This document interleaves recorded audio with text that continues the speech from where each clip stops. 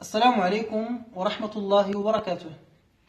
عن معاوية رضي الله عنه أن النبي صلى الله عليه وسلم خرج على حلقة من أصحابه فقال: ما أجلسكم؟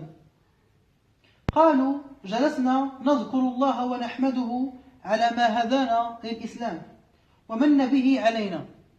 قال: الله ما أجلسكم إلا ذلك؟ قالوا: والله ما أجلسنا إلا ذلك. قال: إني لم أستحلفكم تهمة لكم، ولكنه أتاني جبريل فأخبرني أن الله عز وجل يباهي بكم الملائكة. رواه الثلاثة والترمذي ومسلم. أسأل الله عز وجل أن يوفقنا لكل ما يحب ويرضاه. والسلام عليكم ورحمة الله وبركاته.